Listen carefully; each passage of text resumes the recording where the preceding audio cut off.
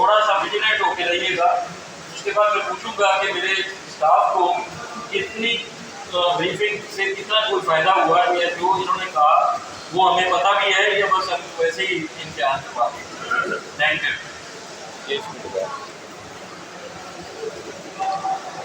अस्सलाम वालेकुम रहमतुल्लाहि व बरकातुहू। जी, मेरा नाम फरासत अली है। आप सबको मेरी आवाज़ आ रही है? अब आ रही है आवाज़? थोड़ा सा लाउड करके बोलेंगे ना, इसको अच्छा, उम्मीद है आप लोगों को मेरी आवाज़ आ रही होगी। अगर किसी को आवाज़ नहीं आ रही तो अपना हैंड रेज़ करे, इसका मतलब है सबको मेरी आवाज़ आ रही है। हाँ जी, मौलवी साहब थानू नहीं आ रही? तुसी मेरे कोल आके बैठ जाओ फिर।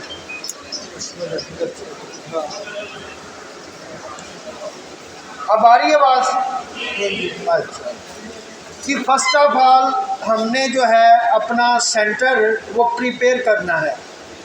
सेंटर कैसे प्रिपेयर करना है? जो आपको डीआर साहबान को जो रोल नंबर मिले हैं उनके मुताबिक आपने अपने इन्विजिलेटर से सीटें जो है ना इन ऑर्डर करवानी है, उनके ऊपर रोल नंबर लगवाने हैं। Is it okay? चलें जी। अब इसके बाद आपने अपना अमला पूरा करना है। तमाम सुपरवाइज़र साहिबान ने अपने इन्विजिलेटर, डीआर और जो दूसरा अमला है वो आपने अपना हाज़िर करना है, उनके कॉन्टेक्ट नंबर वगैरह लेने हैं। Is it okay? मुश्किल तो नहीं है? कोई हूँ हाँ तो कर दो, अल्लाह के बंदे हो। अच्छा, इसका मतलब है कि आप सब लोगों ने आज अपने सेंटर प्रिपेयर कर लिए हैं। अब आती है नेक्स्ट डे की बारी, जब हमने एग्ज़ाम लेना है बच्चों का, कैंडिडेट्स का। कैंडिडेट्स का एग्ज़ाम लेने के लिए आप सुबह 8 बजे अपने सेंटर में पहुंच जाएं।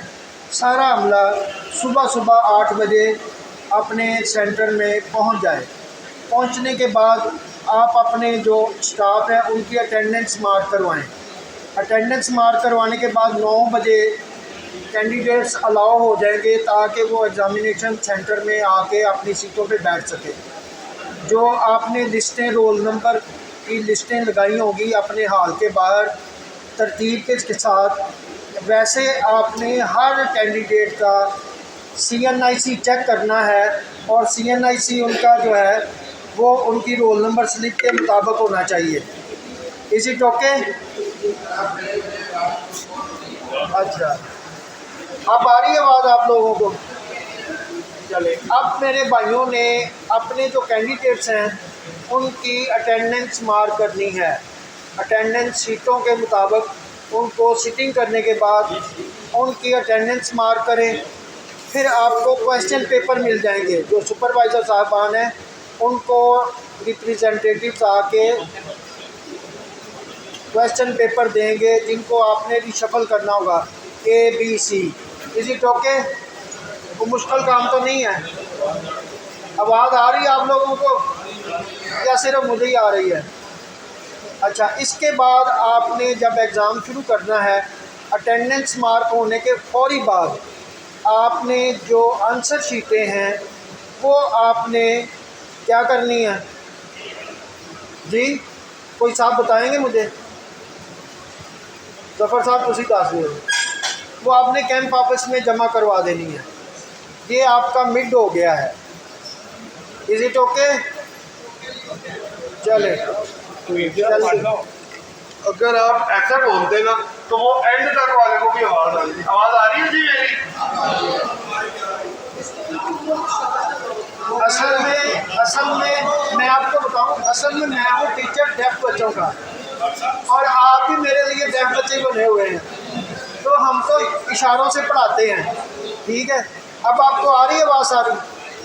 चले, अच्छा, इसके बाद जब जो ही आपका पेपर कंप्लीट होगा तो आपने अपने बिल बना के और बबल जो है वो फिलअप करने हैं। बबल फिलअप करने के बाद आपने उनके जो टैली करने हैं अपनी जो अटेंडेंस शीट्स हैं और फॉर्म के ऊपर, टैली करने के बाद क्या करना है? क्या टैली करने को? जो आपके बबल ऑफ फॉर्म है और टेंडेंस सीटें हैं, बिल्कुल आवाज़ नहीं आ रही। वो पीछे बैठे वो कह रहे नहीं आ रही। जी भाईजान आवाज आ रही है सबको?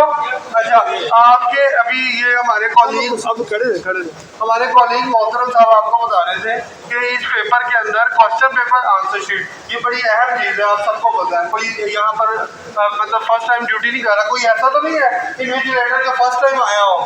मेरा ख्याल है तकरीबन मैक्सिमम लोगों ने किया। अच्छा, इसमें क्वेश्चन पेपर आंसर शीट बड़ी अहम चीज़ है।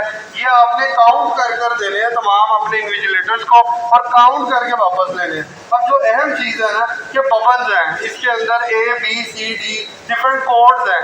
आपने ये ख्याल करना है कि कोई भी कोड दाएं बाएं आगे पीछे मैच ना करे और जो जो कोड है ना उन सबको एग्जैक्टली बबल में फिल करना है। सपोज अगर आपका कोड A है, जो कैंडिडेट है उसका A फिल होना चाहिए। ये सुपरवाइजर हजरात जरूर इंश्योर करें। इन्विजिलेटर हजरात ये देखें कि कोई बंदा ओरिजिनल CRAC के बगैर ना बैठा हो। ओरिजिनल CRAC और अगर वो एक्सपायर भी है ना तो वो 6 माह तक वैलिड होता है। ठीक हो गया। और अगर किसी के पास ओरिजिनल CRAC नहीं है तो वो उसके पास पासपोर्ट होना चाहिए और पासपोर्ट वैलिड होना चाहिए। एक्सपायर पासपोर्ट किसी भी कीमत पर एक्सेप्ट नहीं होगा। और तीसरी चीज जो कि उसका बे फॉर्म कौन सा, जो कि आपकी उसके ऊपर पिक्चर होती है, बगैर पिक्चर के डोमिसाइल जिसके ऊपर उसकी पिक्चर हो सिर्फ वो एक्सेप्टेड है और वैलिड। CLAC अगर एक्सपायर हो तो 6 माह तक